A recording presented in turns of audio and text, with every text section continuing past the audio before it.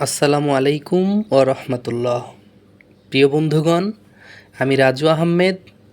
আমার YouTube channel daily 2 versus of কোরআনে আপনাদের সবাইকে স্বাগত জানাচ্ছি। এখানে আমরা প্রতিদিন মহাপবিত্র গ্রন্থ আল কোরআনুল কারিমের মাত্র 2টি আয়াত নিয়ে আলোচনা করি। আয়াত 2টির অর্থ বুঝে মুখস্থ করি, কারণ আমরা জানি পবিত্র কোরআনের প্রতিটি আয়াতে লুকিয়ে আছে অফুরন্ত হেদায়েত, সুখ আর শান্তি। এই চমৎকার সিরিজটির মাধ্যমে যে কোনো মানুষ প্রতিদিন মাত্র 3 থেকে 5 মিনিট সময় নিয়ে আল কোরআনের প্রতিটি আয়াত খুব সহজেই অন্তরে ধারণ করতে পারবেন ইনশাআল্লাহ। আজকের পর্বে আমরা সূরা আল ফাতিহার শেষ 2টি আয়াত একসাথে শেখার চেষ্টা করব। এই আয়াত 2টি আমাদের জানায় জীবনের প্রকৃত উদ্দেশ্য ও পথের দিশা সম্পর্কে। সেই পথ যেখানে মহান আল্লাহর রহমত বর্ষিত হয়েছে, এবং সেই সকল মানুষের পথ থেকে দূরে থাকতে উৎসাহিত করে যারা অভিশপ্ত ও গোমরাহির শিকার। আসুন প্রবল মনোযোগ আর একাগ্রতা নিয়ে শুনি এই মহান আয়াত 2টি, আর মহান আল্লাহর কাছে জানাই সঠিক পথের দিক নির্দেশনার আকুল আহ্বান। জি বন্ধুগণ, এবার আল্লাহকে কি বলতেছি? ও আল্লাহ, ওই পথ সিরত, সিরত মানে ওই পথ।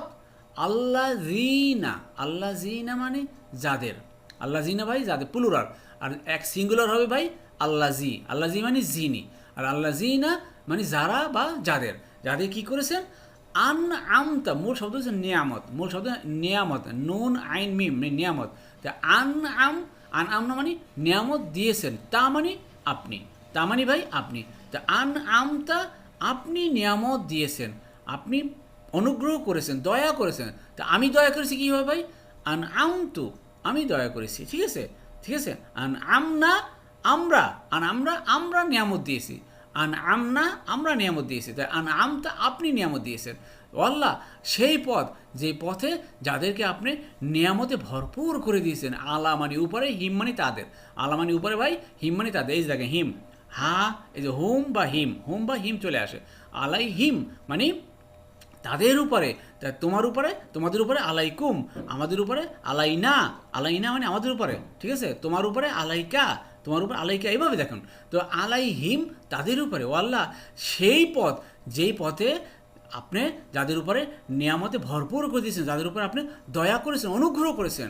The path of those you have blessed, you have blessed, the path of those you have blessed.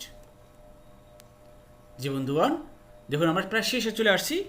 গয়ের, ওয়াল্লাহ গয়ের, গয়ের মানে ভাই ব্যতীত, এক্সেপ্ট। গয়ের মানে কি ভাই? ব্যতীত বা এক্সেপ্ট।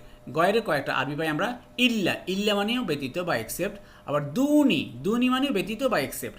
মিং দুন ইল্লাহ, আল্লাহ ব্যতীত, হ্যাঁ।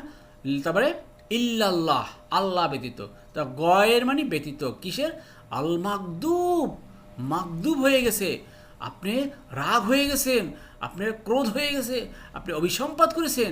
আল্লাহ ওই পথ ব্যতীত আলাইহিম যাদের উপরে, আলা মানে উপরে, হিম মানে তাদের।